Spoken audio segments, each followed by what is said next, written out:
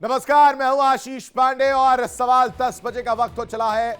अब बात करेंगे हम एक ऐसे सनसनीखेज खुलासे की जो पाकिस्तान के लिए किसी भूचाल से कम नहीं है। जी हां, हम बात करने जा रहे हैं उस आतंकिस्तान की जहां पर कहा जाता है कि जो बोया सो काटना पड़ता है। तो आज पाकिस्तान को ठीक वैसी ही फसल मिल रही है जिसके बीज उसने खुद बोए थे। इस्लामाबाद की रातों की नींद अब उड़ने वाली है, क्योंकि जिस लश्कर-ए-तैयबा को पाकिस्तान ने दशकों तक दूध, मलाई, रबड़ी सब कुछ खिलाया, उसी ने अब डसना शुरू कर दिया है। जिसे भारत के खिलाफ हथियार बनाया, वही संगठन अब अपने आकाओं को ही आईना दिखा रहा है। ये कोई बॉलीवुड की स्क्रिप्ट नहीं है, ये पाकिस्तान की वो हकीकत है जिससे पाकिस्तान मानता ही नहीं, देखना ही नहीं चाहता। बात हो रही है लश्कर-ए-तैयबा के सीनियर कमांडर अशफाक राना। ये वही संगठन है जिसने मुंबई में 26/11 का खूनी तांडव किया था, वही संगठन जिसके सरगना हाफिज सईद को पाकिस्तान यतीमों का मसीहा बताता रहा है। और अब क्या हो रहा है? ये राना साहब खुले जलसे में माइक पर दुनिया के सामने अपनी सरकार को चोर कह रहे हैं। पंजाब की तुलना बलूचिस्तान से कर रहा है, पाकिस्तान की अर्थव्यवस्था का माखौल उड़ा रहा है। भाई साहब, यहां समझने की जरूरत यह है दर्शकों कि एक जो आतंकवादी है, जो आतंकी संगठन है, उसका कमांडर अर्थव्यवस्था पर ज्ञान दे रहा है। यह अपने आप में हंसने वाली और पाकिस्तान किस तरह से अपना मजाक उड़वा रहा है, यह समझने की जरूरत है। आतंकी राणा का जो ज्ञान है उसे सुन हर कोई अब यह सोचने पर मजबूर हो गया है कि पाकिस्तान की जो स्थिति पहले थी उसकी पोल तो खुली रही थी, अब जब आतंकी खुद इसकी पोल खोल रहा है तो पाकिस्तान दुनिया से मुंह छुपाता हुआ नजर आ रहा है। पाकिस्तान ने दुनिया के हर देश से कर्ज लिया है, ये वो आतंकी कहता हुआ सुनाई दे रहा है। अमेरिका से, चीन से, सऊदी से, यूएई से, आईएमएफ से, वर्ल्ड बैंक से। अब बचा कौन है? आतंकी कह रहा है कि पाकिस्तान में पैदा होने वाला हर बच्चा लाखों रुपए के कर्ज के बोझ तले जन्म ले रहा है। कितनी शर्मनाक बात है कि एक देश का आतंकवादी उसकी आर्थिक हालत का रोना रो रहा है, पोल पट्टी खोल रहा है, किताबों में पढ़कर बोल रहा है, कह रहा है कि भाई साहब हम जहां रह रहे हैं वहां हालत बद से बदतर हो गई है। पहले तो थोड़ी बहुत इज्जत मिलती थी, अब वो भी नहीं मिल रही है। आतंकियों को पालने का काम पाकिस्तान करता आया है, उन्हें दूध, मलाई, रबड़ी खिलाता आया है। उन्हीं आतंकियों ने अब पाकिस्तान की पोल खोलना शुरू कर दिया है। आर्थिक ज्ञान, अर्थशास्त्री बन गए हैं ये आतंकी। हालांकि हम आपको बता दें कि ये तो सिर्फ एक ट्रेलर है, असली फिल्म अभी बाकी है। सबसे पहले आपको सुनवाते हैं उस आतंकी का बयान। अशफाक राना क्या कुछ कहा उसने। 80 साल से हम पाकिस्तान को पाकिस्तान नहीं बना सके, हालांकि बजट मौजूद है।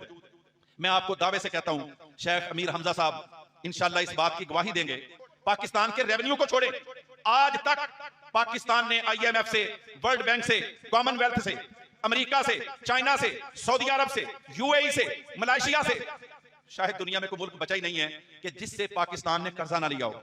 हम मकरूज कौम हैं।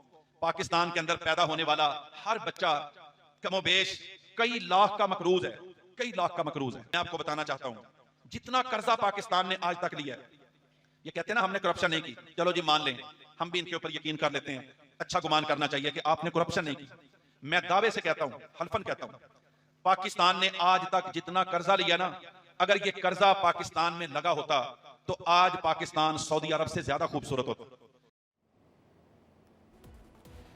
सपने बहुत बड़े पाकिस्तान देख रहा है और इसकी पोल खोलता हुआ यह आतंकी नजर आ रहा है जिसका नाम अशफाक राना है। यह महज एक बयान नहीं है, यह इस पूरी व्यवस्था में पड़ी दरार की आवाज है जिसे पाकिस्तान ने स्ट्रेटेजिक डेप्थ के नाम पर बनाया था। पाकिस्तान की आईएसआई और सेना ने सोचा था कि वो आतंकियों को रिमोट कंट्रोल की तरह इस्तेमाल करेंगे। जब चाह भारत पर भड़का दिया, जब चाह अफगानिस्तान में लगा दिया, जब चाह कश्मीर में झोंक दिया, लेकिन रिमोट का बटन अब जाम हो गया है। और रिमोट का बटन जब जाम हो गया है तो जो आतंकी हैं वो पाकिस्तान की पोल खोल रहे हैं। लश्कर-ए-तैयबा, जिसे पाकिस्तानी सेना ने बना, पाला पोसा, ट्रेनिंग दी, हथियार दिए, अब उन्हीं के खिलाफ ये लश्कर-ए-तैयबा जो इनके कमांडर हैं वो बोलते हुए नजर आ रहे हैं। चलिए अब आपको ग्राफिक के जरिए बताते हैं कि आखिर पाकिस्तान में किस तरह का कर्ज जो है वो देखने को मिल रहा है। पाकिस्तान ने अब तक किस किस से कर्ज लिया है वो भी हम आपको बताते हैं। आतंकी संगठनों पर पाक का नियंत्रण जो है पूरी तरह से कमजोर नजर आ रहा है और पाकिस्तान जो है पूरी तरह से कर्ज में नजर आ रहा है। आतंकी संगठन अब आउट ऑफ कंट्रोल हो गए। वजह सिर्फ एक ही है कि कर्ज इतना ज्यादा हो गया है कि अब आतंकी भी बिलबिला रहे हैं, कह रहे हैं कि भाई साहब अब तो दूध मलाई भी नहीं मिल रही है, और अब खुलकर अपने ही देश के खिलाफ बोलते हुए नजर आ रहे हैं आतंकी। देश इसलिए बोल रहा हूं क्योंकि पालने का काम ये पाकिस्तान ही कर रहे हैं।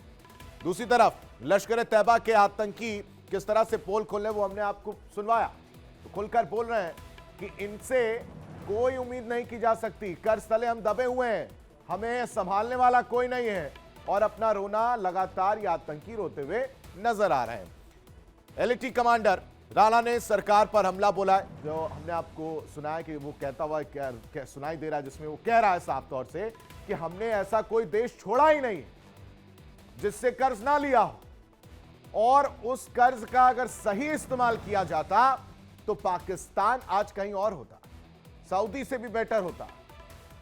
सोचिए सपने कितने बड़े बड़े ये पाकिस्तान के आतंकी जो है वो देखते हुए नजर आ रहे हैं। सत्ता पर भ्रष्टाचार और नाकामी का आरोप भी लगाया, खुद किस तरह से वहां पर भ्रष्टाचार चल रहा है उसकी पोल खोलता हुआ ये आतंकी नजर आया। कर्ज पर पाकिस्तान की अर्थव्यवस्था जो है वो टिकी हुई है, मतलब जो कर्ज लिया है उसी कर्ज के सारे जीवन यापन जो है वो किया जा रहा है, और अर्थव्यवस्था जो है उसी कर्ज पर टिकी हुई है। आज नहीं तो कल वो पैसा भी खत्म होना है। अब ऐसे में पाकिस्तान क्या करेगा ये समझने की जरूरत है। जनरल असीम मुनीर की सेना, आईएसआई की खुफिया तंत्र और पाकिस्तान की पूरी सुरक्षा मशीनरी और एक आतंकी खुलेआम मंच से सरकार को चोर चोर कह रहा है, और साफ शब्दों में कहें तो गालियां दे रहा है।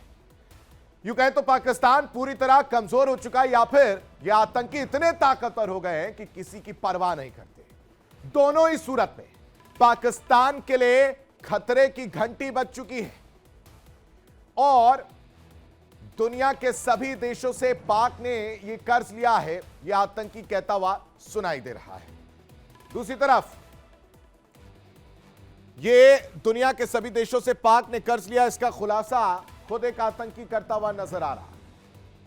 अब समझिए, चाहे यूएस हो, चाहे चीन हो, सऊदी अरब हो, आईएमएफ हो, और इनसे आईएमएफ से कर्जा जो लिया गया है उसका भी जिक्र जो है वो किया जा रहा है कि इन सबसे कर्जा ले लिया है। अब कोई देश नहीं बचा इस दुनिया में, ऐसा कोई कोना ही नहीं बचा, ऐसा कोई देश ही नहीं है जिससे पाकिस्तान ने कर्जा ना लिया हो, इसका जिक्र किया जा रहा है।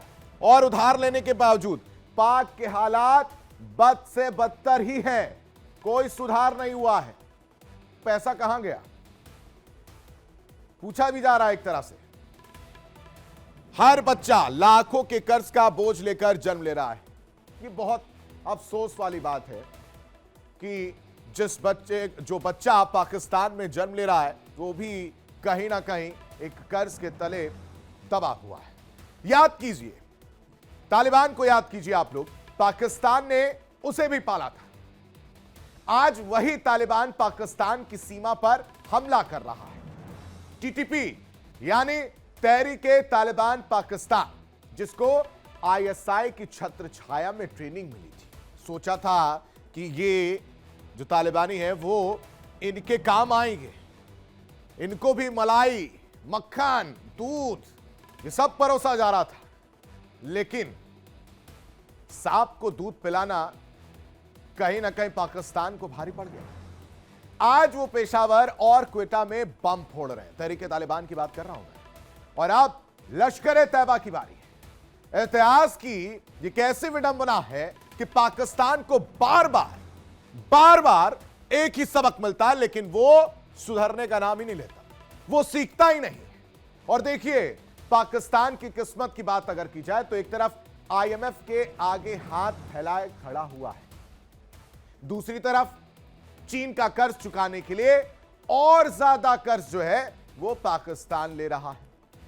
एक कर्ज चुकाने के लिए दूसरा कर्ज लेना पड़ रहा है, और इन सब के बीच आतंकियों को पालने के लिए पैसा कहां से आता है? वो भी तो कर्ज से ही है। तो असल में पाकिस्तान की पूरी अर्थव्यवस्था ही उधारी पर चल रही है, और अब उनका अपना पाला हुआ आतंकी और सांप कह लीजिए, वो डस रहे हैं। आतंकी बोल रहा है कि कितना कर्ज लोगे भाई साहब, अब तो हम दब चुके हैं, अब कहीं मुंह दिखाने लायक नहीं है। अगर बात की जाए किस देश से कितना कर्ज लिया है, वो भी हम आपको टेलीविजन स्क्रीन पर दिखा रहे हैं। पाक पर कुल कर्ज की अगर बात की जाए तो 135 अरब डॉलर पाकिस्तान कुल कर्ज में है, कर्ज में डूबा हुआ है। चीन की अगर बात की जाए तो पाकिस्तान ने चीन से कर्ज लिया है करीब 30 अरब डॉलर का। ये वही चीन जो कर्ज देता है और फिर अपने मन मुताबिक इनडायरेक्टली पाकिस्तान को यूज कर रहा है और अपने काम करवाता हुआ नजर आ रहा है। सऊदी अरब से कर्ज की अगर बात की जाए तो 5 अरब डॉलर कर्ज जो है वो पाकिस्तान पर है। दूसरी तरफ यूएई से कर्ज की अगर बात की जाए तो 4 अरब डॉलर जो है वो कर्ज लिया जा चुका है। कतर और कुवैत की तो भाई साहब बात ही मत करिए, 9 अरब डॉलर का कर्ज जो है इन पर है, वो भी नहीं चुका पा रहे। आईएमएफ से कर्ज जो है वो 10 अरब डॉलर है। वर्ल्ड बैंक प्लस एडीबी 60 अरब डॉलर है, और बाकी जगहों से अगर बात की जाए कर्ज को जोड़ा जाए तो करीब करीब 15 अरब डॉलर जो है वो निकलकर सामने आता है। और जब इन सब को आप जोड़ देंगे तो पाकिस्तान पर कुल कर्ज 135 अरब डॉलर या उससे ज्यादा ही है, इससे कम नहीं है। उसके बाद भी देखिए पाकिस्तान की मानने को तैयारी नहीं है कि पाकिस्तान डूब गया है। पाकिस्तान जिस आतंकियों को पाल रहा था वही अब अपने बिल से निकल रहे हैं और सीधा चैलेंज दे रहे हैं और कह रहे हैं कि भाई साहब ऐसा कोई देश बता दो जिससे आपने कर्ज ना लिया, और कर्ज लिया तो लिया, वो पैसा कहां गया वो पता ही नहीं चल पा रहा है। यानी पाकिस्तान ने जो जाल बुना था अब खुद उसी में फंस गया है। जिस हथियार को उसने तराशा था अब वो हथियार उसी पर तन गया है। और ये कोई छोटी मोटी बात नहीं है, बल्कि यह संकेत है कि पाकिस्तान के अंदर चीजें पूरी तरह बिखर रही हैं। जब आतंकी संगठन अपने मालिकों के खिलाफ बोलने लगे, जब सेना और आईएसआई का डर खत्म हो जाए, जब अर्थव्यवस्था पूरी तरह ध्वस्त हो, तो समझ लीजिए कि वो देश अंदर से खोखला हो चुका है। दर्शकों, खोखला। आज लश्कर बोल रहा है, कल कोई और बोलेगा, परसों कोई और तीसरे दिन कोई और, एक के बाद एक कोई ना कोई निकलकर सामने आएगा, क्योंकि ये दर्द तो जाएगा नहीं। परेशानी जो है वहां पर वो तो देखने को मिल ही रही है। आप चाहे जितना बिलबिला लीजिए पाकिस्तान के प्रधानमंत्री, और एक दिन ये सारे पाले हुए सांप मिलकर अपने ही मालिक को डस लेंगे। वो दिन दूर नहीं है दर्शकों जब पाकिस्तान को अपनी ही करतूतों का हिसाब जो है, लेखा जोखा जो है वो देना होगा। तो क्या पाकिस्तान के हालात कर्ज के कारण खराब हो रहे हैं? क्या आवाम के साथ अब आतंकियों ने भी मोर्चा खोल दिया है? इसी पर हम करेंगे खास बातचीत। तमाम मेहमान हमारे साथ जुड़ेंगे, सबका परिचय हम आपसे करा दें। हमारे साथ कुछ ही देर बाद तमाम जो मेहमान है वो जुड़ेंगे। स्पीच किस तरह से पाकिस्तान जो है विदेशी कर्ज में डूबा है वो आप देख ही रहे हैं। लश्कर आतंकी राणा का खुलासा, जिसमें उसने कहा कि पाकिस्तान जो है वो दुनिया भर से उधार मांगता फिर रहा है।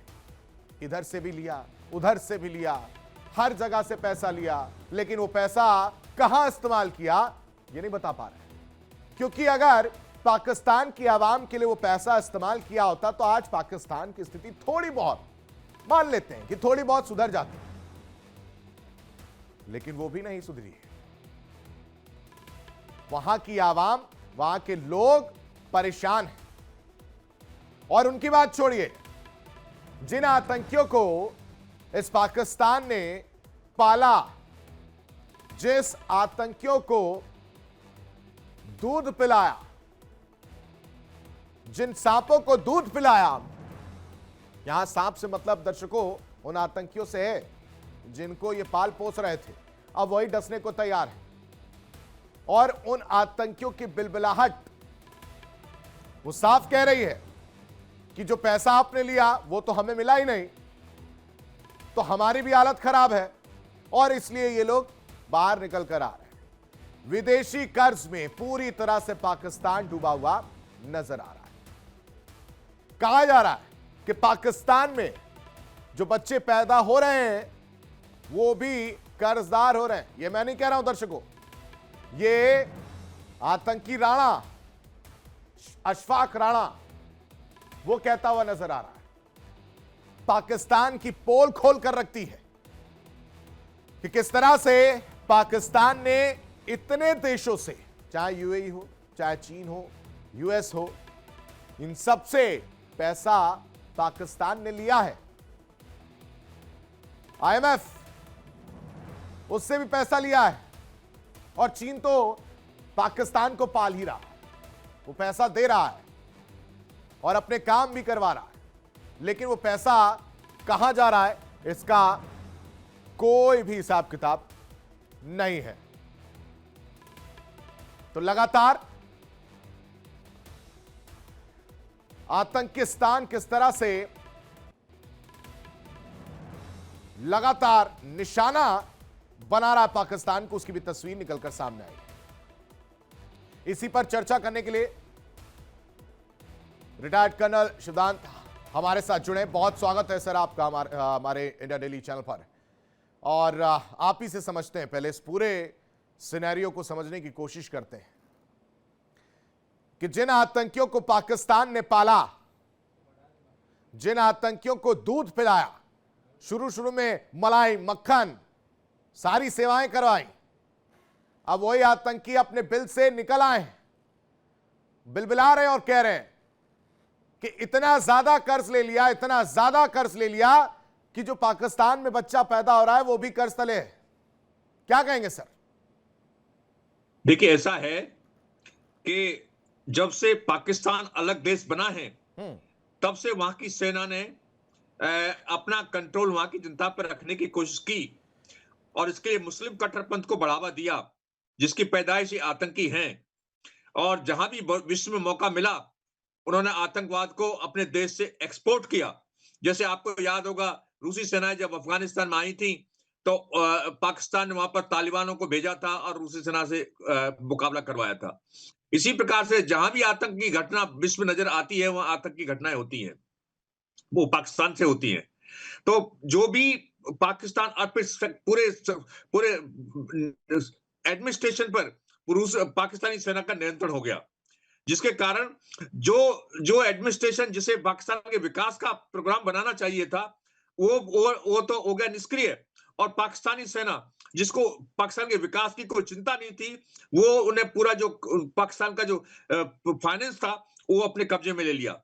इस प्रकार से जो पैसा पाकिस्तान के विकास में खर्च होना चाहिए था वो पाकिस्तान का पैसा वहां की सेना ने आतंकवाद को बढ़ावा देने में और इस प्रकार की हरकतों में लगा दिया।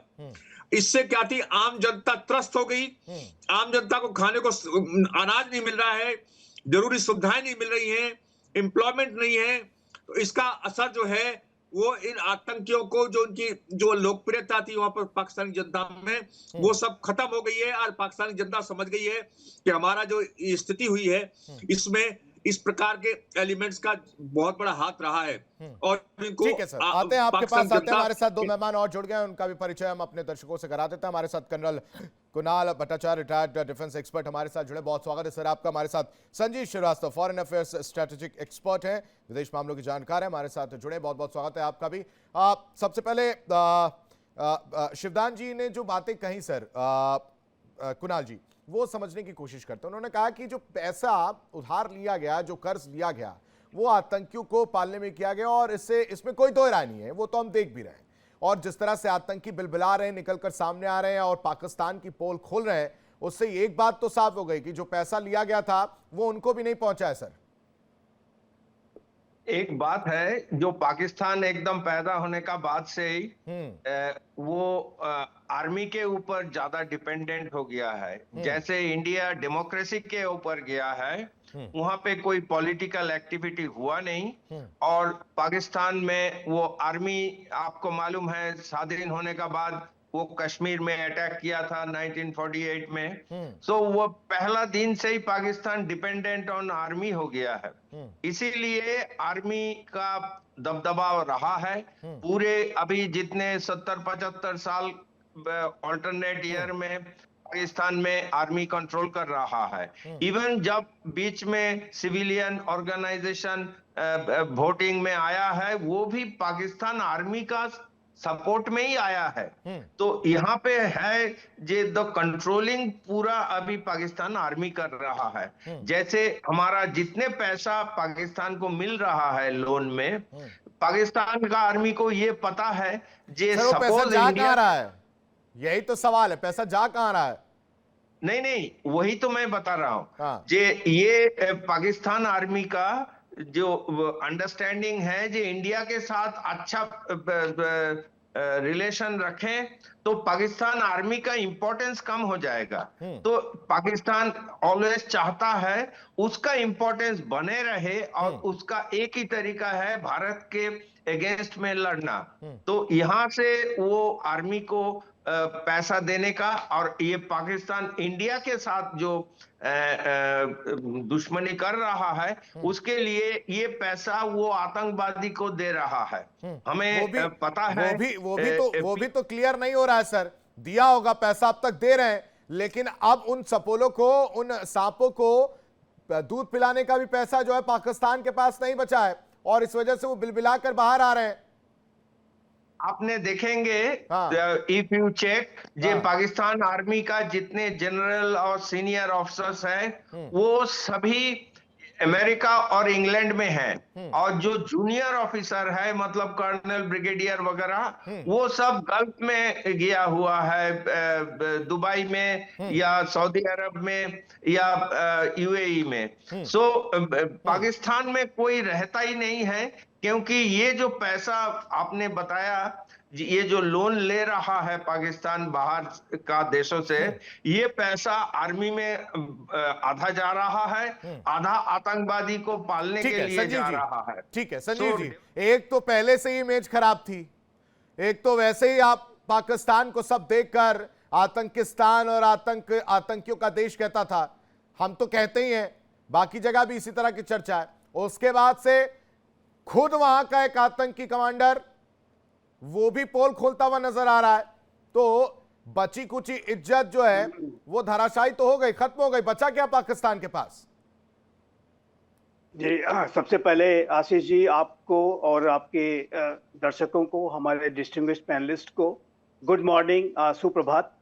देखिए, ये जो पूरी पाकिस्तान की आंतरिक स्थिति है, वो लगातार बिगड़ती जा रही है। और हमने ये देखा है कि जब ये जो शैतानों की जो लंका है, जब वो डूबती है, तो उसमें कोई ना कोई विभीषण जरूर होता है। वो जो विभीषण है, वो ये आतंकी राणा ही दिखाई दे रहा है। और इसी तरीके के और भी जो विभीषण के जैसे समय समय पर आते रहते हैं, समय समय पर दिखते रहते हैं सारे विभीषण, जो कि समय समय पर आते हैं, और वो अपनी ही जो शैतानी जो लंका है, उसको गिराने में अहम भूमिका अदा करते हैं। तो इस तरीके के जो कैरेक्टर्स, जो कि स्वयं आतंक के भस्मासुर, जाहिर है कि वो किसी न किसी कारण से पाकिस्तान के हुक्मरानों से खुश नहीं है, या संभव है कि पाकिस्तान के हुक्मरान उन्हें अब किनारे करना चाहते हो, क्योंकि पाकिस्तान की जो इस्टेब्लिशमेंट और वहां की जो खुफिया एजेंसी है वो यूज एंड थ्रो की पॉलिसी पर भी चलती है। कि कोई आतंकी अगर उनके लिए स्ट्रेटेजिक वैल्यू का नहीं रहा तो उसको पूरी तरीके से एलिमिनेट भी करते रहते हैं, और ये हमने देखा है। तो ये जो पाकिस्तान के अंदर का जो इस्टेब्लिशमेंट का जो चरित्र है वो जाहिर है कि बहुत ही ज्यादा स्वार्थपरक है, बहुत ही ज्यादा एक आतंक को सपोर्ट करने वाला, एक शैतानी सोच रखने वाला ये पूरा इस्टेब्लिशमेंट है। तो ऐसे में इस तरीके की जो कैरेक्टर्स जो हैं, जो आतंकी राणा है जिसका कि आप जिक्र कर रहे हैं, वो जाहिर है कि वहां की कलई खोल रहा है पाकिस्तान को अंदर से ही। पाकिस्तान तो वैसे देखिए तो पाकिस्तान एक्सपोज्ड है। दुनिया का सबसे बड़ा आतंकी ओसामा बिन लादेन वही उसी पाकिस्तान के एबटाबाद में मिलिट्री एकेडमी के बगल में रह रहा था। और जाहिर है कि वो पाकिस्तान का जो स्टेट स्पॉन्सर्ड आतंक को सपोर्ट करने का जो मैकेनिज्म है उसको पूरी तरह से वो एंजॉय कर रहा था। एक पैलेशियल जैसे घर में, एक सेफ हाउस में वो रह रहा था, और अमेरिका ने जाहिर है कि उसको ढूंढ निकाला और उसको वहां पे ढेर कर दिया, उसको मार गिराया। उसी तरीके से अभी आप देखिए तो यूनाइटेड नेशंस सिक्योरिटी काउंसिल में डेजिग्नेटेड जितने भी ग्लोबल टेररिस्ट हैं उसमें से आधा से ज्यादा अभी भी पाकिस्तान में है। पाकिस्तान आतंकवाद का आज भी एपी सेंटर है, पाकिस्तान आतंकवाद का गढ़ माना जाता है। तो ऐसे में ये जो कुछ आतंकी लेकिन ये मानने को तैयार नहीं होते ना सर, यही तो समस्या है कि ये मानने को तैयार ही नहीं होते हैं। इनके हिसाब से सब चंगा है, लेकिन तस्वीर क्या है वो देखने को मिल रही है। कर्नल शिवानंद जी, आपसे समझते हैं इस चीज को कि डीप स्टेट मॉडल की हम जो बात करते हैं वो क्या इसको फेल्योर स्टेट नहीं माने? कैसे इसको देखें? क्या इसे पाकिस्तान के फेल्योर स्टेट के उस तरीके से ना देखें कि पूरी तरह से धराशायी है? सवाल जरा दोबारा दोहरा दीजिए। सर, मैं ये कहना चाह रहा हूं कि पाकिस्तान जो है डीप स्टेट मॉडल की जो है इसमें पूरी बात होती है, इसको डीप स्टेट मॉडल की फेल्योर की तरह ना देखा जाए क्या?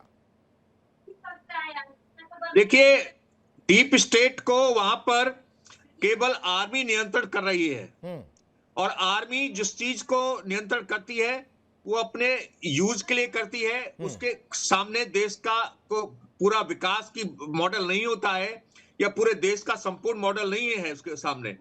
अभी आपने देखा होगा पाकिस्तान में कोई भी इन्वेस्टमेंट नहीं आ रहा है वहां के प्रोग्रेस के लिए, वहां के नौजवानों के लिए कोई रोजगार नहीं है, जबकि पाकिस्तान के पास हर तरह के अच्छे रिसोर्सेज हैं, अच्छी जमीन मिली उनको बंटवारे में, प्राकृतिक रिसोर्सेज इतने ज्यादा हैं, पानी प्रॉपर, सारी नदियां वहां पर बहती हैं, मगर फिर भी आज पाकिस्तान की हालत इतनी खराब है केवल इसलिए कि वहां पर कोई विकास नहीं हुआ, वहां पर कुछ नहीं हुआ। तो डीप स्टेट तो वहां पर एक तरह का केवल आर्मी की आईएसआई है। वहां पर डीप स्टेट वो नहीं है जो और देशों में है, जो देश का भला सोचने के लिए एक्शन लेता है। ये डीप स्टेट केवल पाकिस्तान की आईएसआई है जो उसके दुश्मन देशों में आतंक का जाल बिछाती है, तरह तरह के षड्यंत्र रच रही है। जैसे हमारे देश में कभी कभी जितनी भी ट्रबल कराई जाती है वो सब वहां की पाकिस्तान की आईएसआई करती है, जिसको डीप स्टेट आप कह रहे हैं। लाल किले में जो धमाका हुआ था वो भी वहां की पाकिस्तानी आईएसआई ने कराया था। बताइए इन चीजों पर कितना खर्चा होता है जो उसका, तो वो जो पैसा विकास पर लगना चाहिए था, देश के नौजवानों को रोजगार देने के लिए लगना चाहिए था, वहां की डीप स्टेट उसको इस तरह की बातों में खर्च कर रही है। तो अब ये जो कहा है आतंकी ने, जो अपने भाषण में कहा है वो बिल्कुल सही कहा है, और वो भी त्रस्त हो चुके हैं कि जब उनको आम जनता की हालत नजर आती है तो आम जनता भी उनको तिरस्कार की नजर से देखती है। इनके कारण हम इतने गरीब हो रखे हैं। तो इसलिए पाकिस्तान में डीप स्टेट है ही नहीं, वो केवल आईएसआई है। ठीक है कर्नल कुणाल, क्या आप आतंकी सेना को कमजोर समझने लगे इस बयान के बाद? नहीं, सेना पाकिस्तानी सेना की बात कर रहा हूं सर, पाकिस्तानी सेना की। पाकिस्तान सेना में यही तो सबसे ज्यादा प्रॉब्लम है। पाकिस्तान सेना कमजोर हो जाए तो देश का जनता बोलेगा ये आर्मी का कोई जरूरत नहीं है। सो अलॉटमेंट जो है, ये जो फंडिंग है आर्मी को मेंटेन करने के लिए, वो कम हो जाएगा।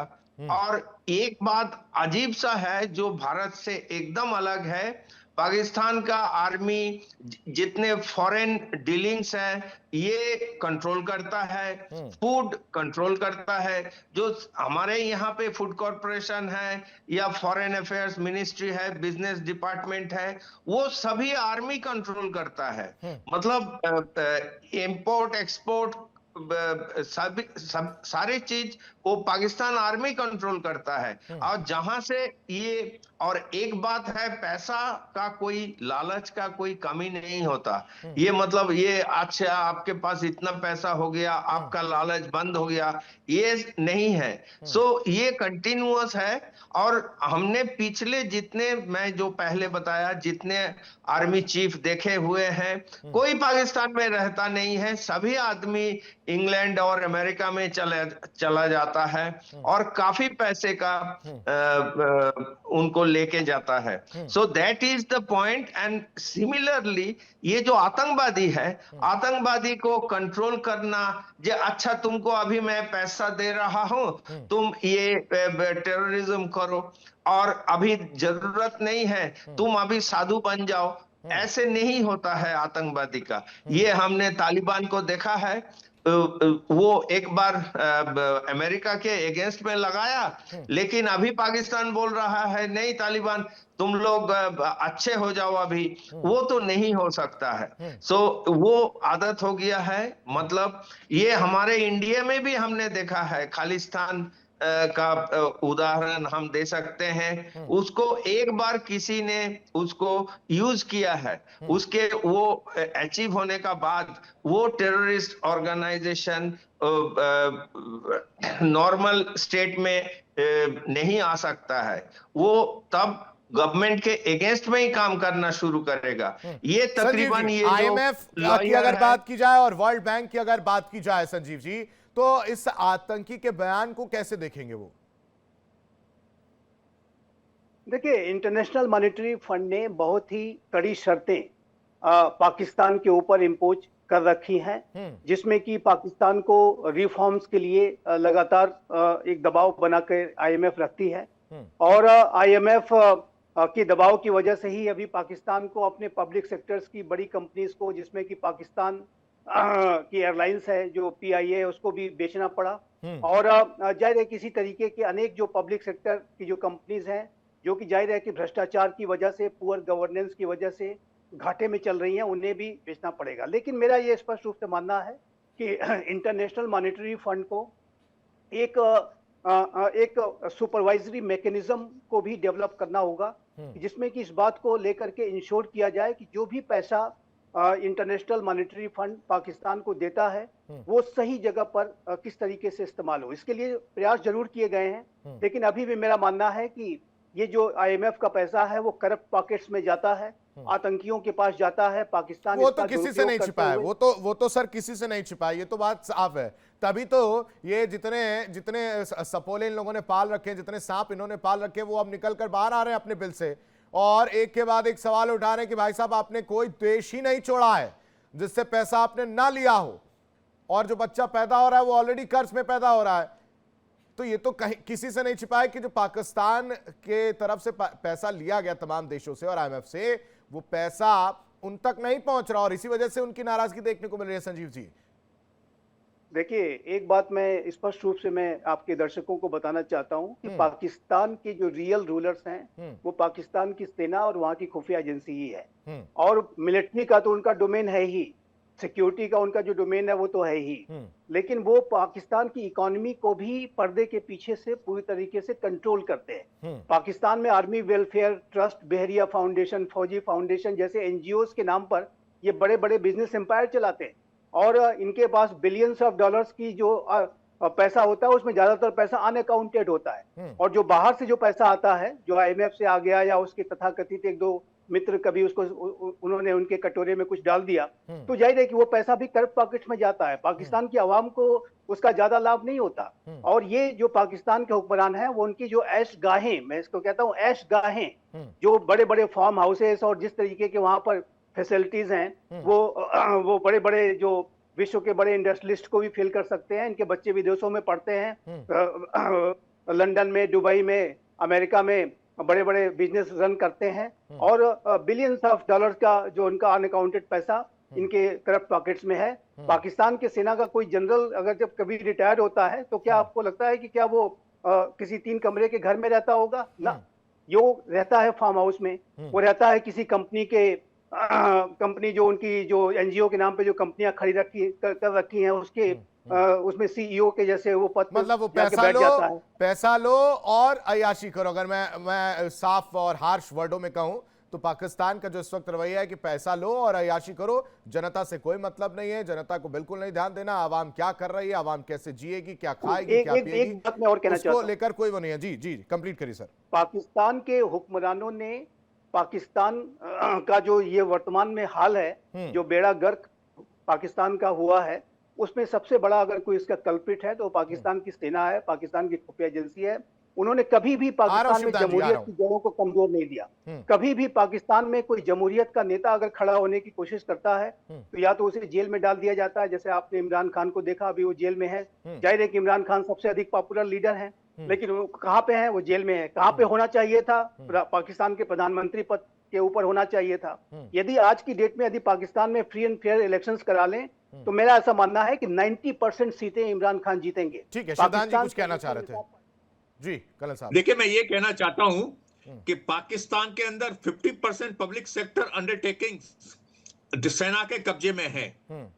जो प्रॉफिट इन पब्लिक सेक्टर्स का जनता पे खर्च होना चाहिए वो पाकिस्तान की सेना स्वयं पर खर्च कर रही है, अपने ऐशो आराम पर, अय्याशी पर, जो अभी श्रीवास्तव जी बता रहे थे।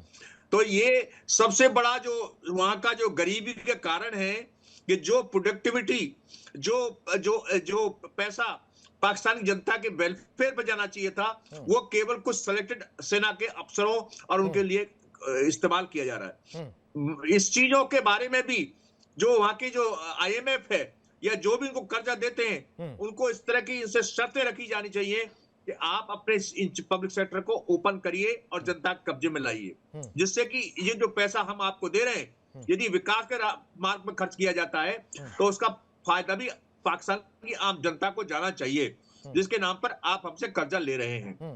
तो इसलिए पाकिस्तान का आधा जो विकास, जो पूरा विकास जो रुका हुआ है, केवल इसलिए रुका हुआ है कि जिस पब्लिक सेक्टर को जनता की वेलफेयर के लिए उसका विकास होना चाहिए था, जिसमें आम नागरिक को नौकरी मिलनी चाहिए थी, वो केवल पाकिस्तान सेना के कब्जे में है। ठीक है, कनक, तो इसलिए ISI पूरी तरह से आतंकियों पर अब कंट्रोल तो खो ही चुकी है। इससे जो बयान निकलकर सामने आ रहे हैं वो तो इससे तो ये अंदाजा लगा ही सकते हैं हम लोग। कनक, ये पाकिस्तान को IMF ने ऑलरेडी उसको ग्रे स्टेट में डाला हुआ है। उन्होंने मेनली बोला है कि आप लोगों को जितना पैसा दिया जा रहा है वो आप टेररिस्ट के ऊपर खर्चा कर रहा है उसके सपोर्ट के लिए, तो इसी में लोन लेने में थोड़ा IMF से प्रॉब्लम हो रहा है। इसीलिए पाकिस्तान सारे देशों के साथ लोन ले रहा है। एक स्टेटमेंट IMF ने बोला था ये एक फेल्ड स्टेट है, Pakistan is a failed state, तो वो उसके लिए बोला है हाई इन्फ्लेशन है, डेट बहुत ज्यादा है, अनएम्प्लॉयमेंट ज्यादा है, वीक इंडस्ट्रियल बेसिस है, फ्रीक्वेंट पॉलिटिकल इंस्टेबिलिटी है, कभी ये सरकार आ रहा है कभी वो, वीक डेमोक्रेटिक इंस्टीट्यूशन, जो पुराना प्राइम मिनिस्टर है उसको आइदर फांसी दिया जाता है, बेनजीर भुट्टो को मार दिया गया है, बाकी जनाब भुट्टो को हैंग किया गया है, और अभी रिसेंटली हमारा क्रिकेटर इमरान खान को जेल में डाला हुआ है। सेपरेटिस्ट मूवमेंट है, ये देखा है अफगानिस्तान में सेपरेटिस्ट मूवमेंट है, और करप्शन एकदम ऊपर से नीचे है, पुअर टैक्स कलेक्शन है, और पब्लिक सर्विस, ये जो सिद्धांत सर ने बोला है जे 50% ऑफ द गवर्नमेंट वर्क वो सब पाकिस्तान आर्मी के अंदर है, पॉपुलेशन एक्सप्लोशन हो रहा है, वाटर स्कैर्सिटी है और एनर्जी शॉर्टेज है, ये सब सिंबल है जिसमें एक देश को आप फेल्ड स्टेट कह सकता है। क्या तो ये अब वो वक्त नहीं आ गया बाकी देशों को, खासकर उन देशों को जो कर्ज दे रहे हैं, उनको सोचने का ये वक्त नहीं आ गया कि अब उन्हें सोचना पड़ेगा कर्ज देने से पहले? और अगर नहीं सोच रहे हैं तो उसके पीछे उनकी क्या मंशा हो सकती है? मंशा बहुत स्पष्ट है कि वो पाकिस्तान की जो टेरिटरी है उसका एक्सप्लॉयटेशन अपने हितों के लिए करना चाहते हैं। अगर मैं यूनाइटेड स्टेट्स ऑफ अमेरिका की बात करूं तो United states of America Pakistan के साथ जब वो डीलिंग करता है तो आतंकवाद के विषय पर डबल स्टैंडर्ड्स दिखाता है। वही अमेरिका जो आतंकवाद का जो सबसे बड़ा मास्टरमाइंड ओसामा बिन लादेन, उसको पाकिस्तान के टेरिटरी में ही स्पेशल ऑपरेशन करके मार देता है। और वही अमेरिका बाद में पाकिस्तान को आईएमएफ से कर्ज दिलाने में मदद भी करता है। जाहिर है कि अमेरिका का जो इंटरेस्ट है वो पाकिस्तान में कई है। पहला इंटरेस्ट तो ऑब्वियसली जो पाकिस्तान की टेरिटरी का जो इस्तेमाल है अपने अनेक ऑपरेशंस इत्यादि को करने में, और अफगानिस्तान, ईरान और सेंट्रल एशिया पर वॉच रखने में भी वो करता है। और जाहिर है कि इस पाकिस्तान का इस्तेमाल अमेरिका ने 9/11 की घटना के बाद जब तालिबान के ऊपर अफगानिस्तान में हमला किया था तो पाकिस्तान को फ्रंट लाइन स्टेट के तौर पर इस्तेमाल किया था। और आज भी अमेरिका जो भी anti terror operations, drone strike वगैरह करता है उसमें पाकिस्तान की टेरिटरी भी वो इस्तेमाल करता है। ये तो पहला इंटरेस्ट ही है। दूसरा, पाकिस्तान के न्यूक्लियर जो वेपन्स हैं उसके ऊपर बहुत ही क्लोज वॉच रखने के लिए और रादर एक कंट्रोल रखने के लिए मैं अवश्य कहूंगा अमेरिका पाकिस्तान को बहुत ही क्लोजली मॉनिटर करता है। और उसके साथ चाइना को लेकर क्या कहेंगे सर? चाइना से भी बहुत ज्यादा कर्ज लिया हुआ है और चाइना किस तरह से पाकिस्तान का यूज करता है इनडायरेक्टली या डायरेक्टली, वो किसी से छिपा भी नहीं है सर। ऐसे में चाइना की भूमिका और ज्यादा एग्रेसिव देखने को मिल सकती है क्या इस पूरी चीजों को लेकर? मैं उसी पॉइंट पे आ रहा था। देखिए, तीसरा जो इंटरेस्ट है यूनाइटेड स्टेट्स ऑफ अमेरिका का वो है चाइना को भी चेक में रखने का। क्योंकि चाइना जिस तरीके से पाकिस्तान को अपने कर्ज के जाल में पूरी तरह से उसने एक तरह से फंसा ही लिया है। $62 बिलियन का जो कर्ज है और लोन है वो CPEC, China Pakistan economic corridor, जो कि शी जिनपिंग का ही एक औपनिवेशिक प्लान है, उसके तहत उन्होंने वहां पर लोन के तौर पर उसे दे रखा है। और चाइना पाकिस्तान के जो बलूचिस्तान में और हमारे जो पाकिस्तान ऑक्युपाइड कश्मीर और गिलगित बल्तिस्तान के अनेक रिसोर्सेज का भी एक्सप्लॉयटेशन कर रहा है। तो उसको भी चेक में रखने के लिए अमेरिका पाकिस्तान के में अपने एंगेजमेंट को बनाए रखता है और इसी वजह से कई बार वो पाकिस्तान की अनेक ऐसी गतिविधियों को इग्नोर कर देता है। लेकिन जहां तक आपने चाइना का प्रश्न पूछा है, देखिए, चाइना पाकिस्तान के संदर्भ में आने वाले समय में उसे वो अपने उपनिवेश के तौर पर विकसित करने की मंशा रखता है। चाइना का जो CPEC का जो प्रोग्राम है ये एक औपनिवेशिक कॉलोनियल प्रोग्राम है। यद्यपि कि आज तो कॉलोनियलिज्म का एक नया दौर ही लगता है शुरू हो गया है और अमेरिका ने अब जिस तरीके से इंपेरियलिस्टिक व्यवहार करना शुरू किया है, वेनेजुएला का ऑयल हमारा है, ग्रीनलैंड हमारा है, कनाडा हमारा है, तो ऐसे में अब किसको कहा जाए कि कौन से इंपेरियलिस्टिक नहीं है। अब अमेरिका वर्तमान समय में तो वो भी इंपेरियलिस्टिक ही व्यवहार कर रहा है। लेकिन एनीवे, चाइना का जो व्यवहार है वो निसंदेह इंपेरियलिस्टिक है।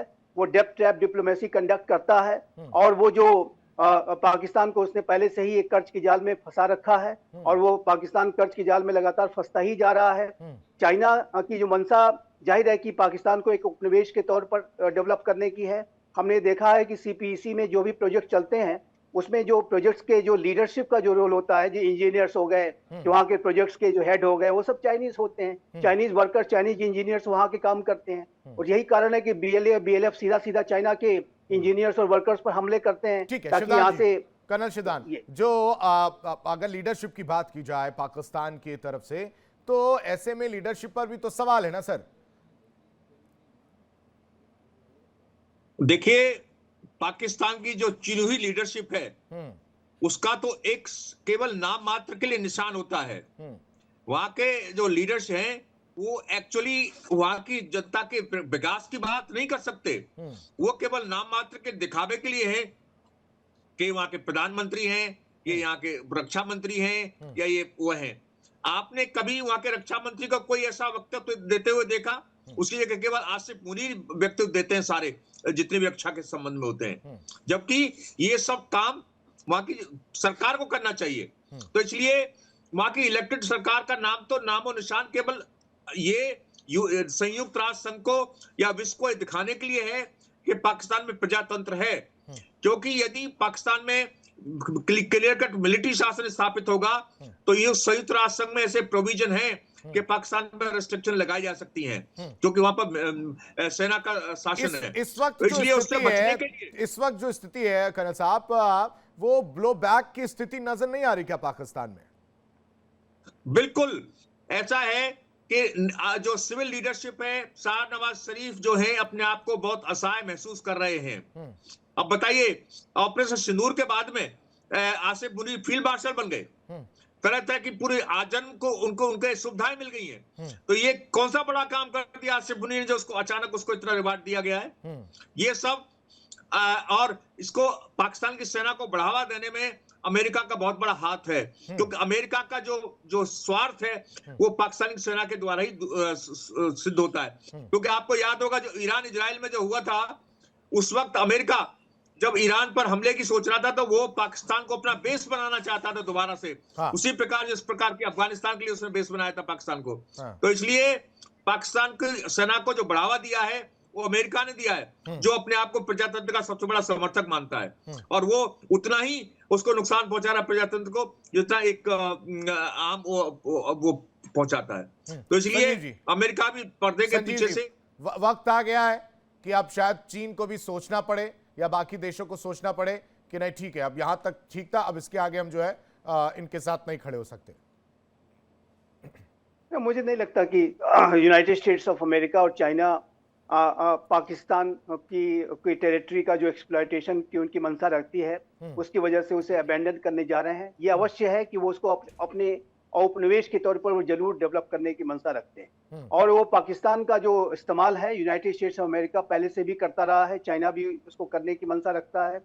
जो पाकिस्तान की संसाधन है, प्राकृतिक संसाधन, उसका दोहन और शोषण रवैया बदलेगा बड़े पैमाने। मैं मोटा जो समझना चाह रहा हूं वो ये है कि पाकिस्तान को लेकर अमेरिका का रवैया क्या बदलेगा?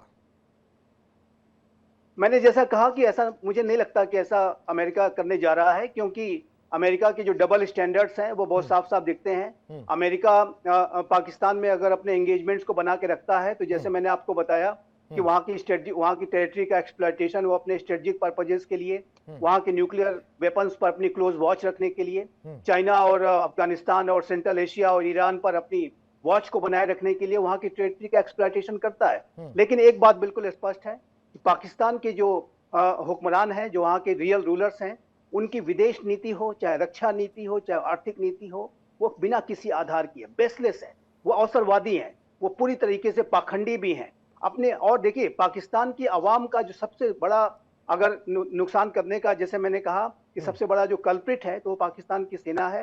जब तक पाकिस्तान की सेना का ऐसे ही कंट्रोल पाकिस्तान के ऊपर बना रहेगा, पाकिस्तान का भविष्य अच्छा नहीं होगा। ठीक है, बहुत बहुत शुक्रिया आप दोनों मेहमानों का हमारे साथ इस चर्चा में शामिल होने के लिए, बहुत बहुत शुक्रिया।